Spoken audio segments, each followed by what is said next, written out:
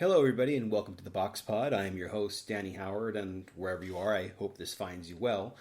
So, last weekend, on the undercard to the most lucrative bar fight in the world between YouTubers KSI and Logan Paul, DAZN caught some flack for putting who many believe to be their future stars in horrible matches against opponents who did everything they could to stink up the joint. Devin Haney and Billy Joe Saunders looked abysmal in front of the largest crowd they may ever fight in front of. Now, while Haney, who is only 20 years old and still wet behind the ears, gets a pass for doing everything he could against an opponent who did everything he could to make him look bad, Billy Joe Saunders, who is a two-division champion, undefeated, and quite often tied to some of the biggest names in the sport, gets absolutely no slack for not putting his best foot forward in another ghastly performance which is becoming the norm in his career. Although Saunders looks terrible, and he himself said following his fight that he doesn't deserve a fight against the top-tier opponents such as Canelo Alvarez and Gennadiy Golovkin, he is actually an important element of DAZN's strategy going forward, and he may actually be smarter than he thinks. So today, let's talk about Billy Joe Saunders, why we hate that he's so important, and why he probably hates it too. Now, to catch everybody up on Saunders, he's 29-0. He's the former WBO middleweight champion at 160 pounds and currently holds that same title but at 168 pounds. The most notable wins of his career have come against the likes of Chris Eubanks Jr., Andy Lee, and David Lemieux. Not exactly a Hall of Fame resume, but less insulting to your time than going over the resume of guys like Gervonta Davis or Gary Russell Jr. Now, when he's on his game, he's a mover that has a strong fundamental base, and for the majority of his time at 160 pounds, he was seen as a dark horse in the division. While he's put together some good wins, Saunders' best tool has really been his mouth. He's a cocky, arrogant champion who has spent his reign firing shots across the bow from the UK towards fighters like Gennadiy Golovkin and Canelo Alvarez, who, if you believe what he says, has been trying his absolute best to get a fight with over the course of the past 4 to 5 years. Now, for a while, Saunders held a precarious position where he was dangling his WBO title in front of Golovkin and Canelo in hopes that they would land him a mega fight. And that actually hasn't changed. The reason he hasn't gotten any of those fights has a lot to do with his own conduct. Saunders is unreliable in regards to how he conducts himself, how he manages his team, and as evident in his most recent performance against Marcelo Caceres, how he has looked in the ring. Now, it's not out of the ordinary for Saunders to switch trainers. Since 2016, he switched trainers from Billy Tibbs, who he started with from his career. He went with Adam Booth for 6 months, and now he's currently working with Dominic Ingle. In 2016 and 2018, he only fought one time. And the whole time, while he was a world champion, he made some questionable decisions that should have hurt his marketability, but didn't. Most notably, he refused to make his U.S. debut on the undercard for Canelo Alvarez versus Liam Smith when he was being groomed as a potential opponent for Canelo later that year. The opponents that were considered for Saunders ahead of what could have been the biggest payday of his career was Gabriel Rosado and Curtis Stevens.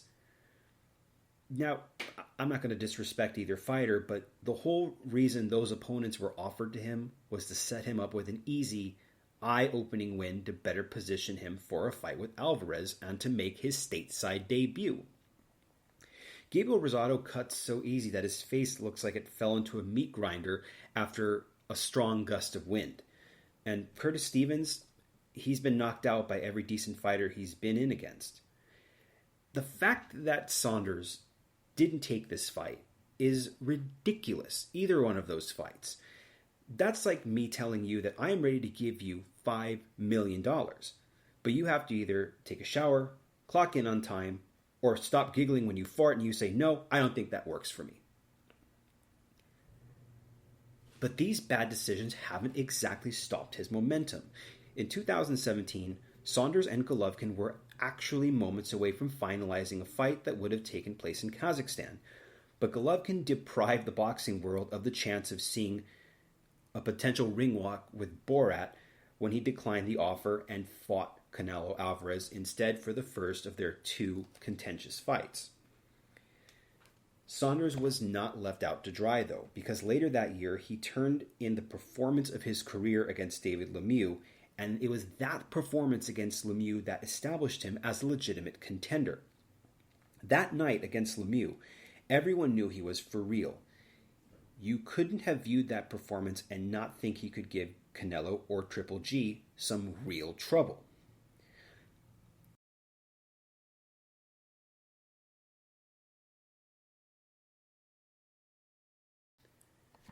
Saunders wasn't in the green quite yet because 1 year later, Saunders was caught taking a PED. He tested positive for oxyofrine, a stimulant that's associated with rapid weight loss, ahead of a fight with Demetrius Andrade.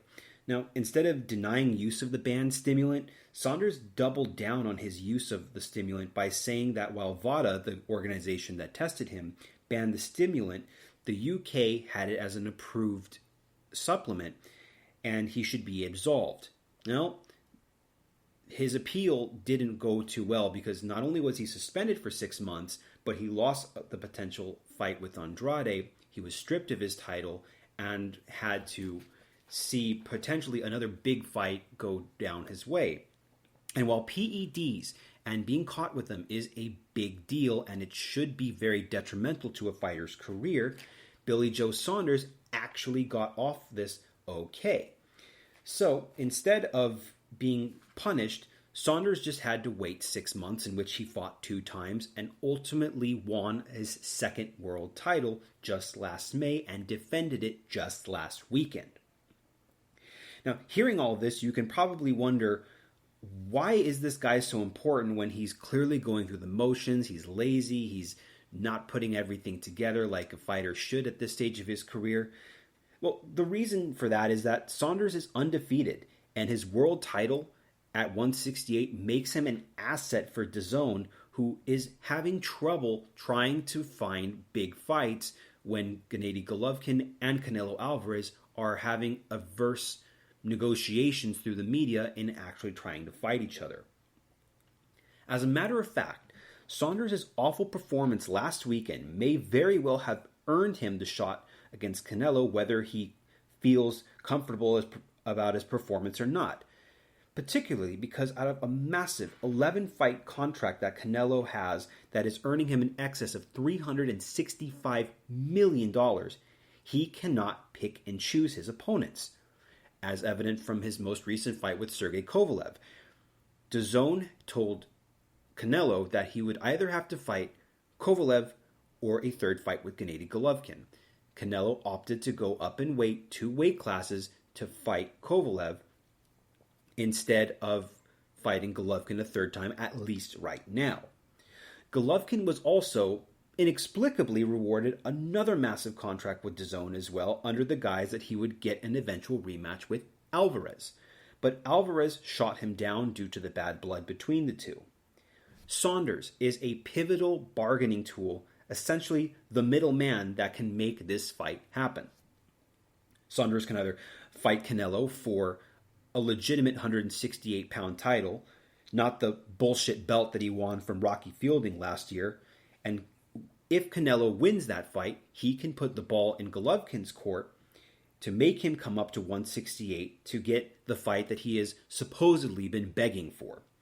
On the other hand, Saunders could fight Golovkin instead, and the narrative can change, being that Golovkin is in hot pursuit of a Canelo rematch and will do whatever he needs to do to get it, including settling an old score dating back to their previously negotiated fight that Golovkin pulled out of to make the first Alvarez fight.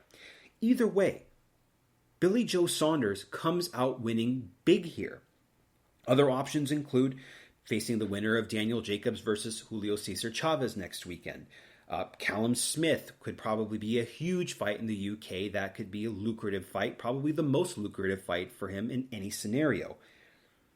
These are all major fights that can happen on the DAZN network. And believe it or not, Billy Joe Saunders is a big part of that. In all actuality, it's hard to believe this, but Saunders actually controls the fate of a lot of big fights. And I think he knows that and is biding his time on the sidelines while everybody else comes for him or are forced in his direction by the network. Maybe he sandbagged his last fight on purpose to take the pressure off of him because maybe he's not willing to be a pawn on those terms. But at the same time, if he did do it on purpose, it may seem that he's a little easier of a fight for either Golovkin or Canelo. And that in of itself is a career high payday that can be done relatively quickly and can happen as soon as May or June of next year. Either way, Billy Joe Saunders holds a lot of cards, and that is not making a lot of people happy. Now, to wrap this up, and I quote my old boss, Paul Magno, Billy Joe Saunders is not as good as some people seem to think he is. He's mentally weak, lacks character, frequently lacks focus, and more poser than elite. The narrative around him paints him as a risky, yet worthy champion waiting in the midst, or if you see it another way, he's an overachiever who is scared of success. Billy Joe Saunders may get the fight he's been chasing for, and he may show us that he is more class than ass. But at the same time, he may just be playing everybody for a fool.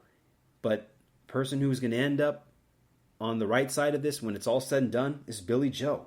He's a player, and there's no other way around that. And until we see him in the ring against Canelo, Golovkin, Callum Smith, Daniel Jacobs, until he has been beaten or until he steps away from the sport for whatever reason, Billy Joe Saunders is one of the most important people in boxing right now. And he will be a huge part in how the 2020 calendar rolls out. Thanks again for listening to the Box Pod. And if you like what you heard, please make sure to follow me on Twitter at dbbox625. You can also find me on LinkedIn and Facebook, and you can contact me at daniel.howard6@att.net. You can also check out my work as part of the team at Bet America. Gloves up, and goodbye.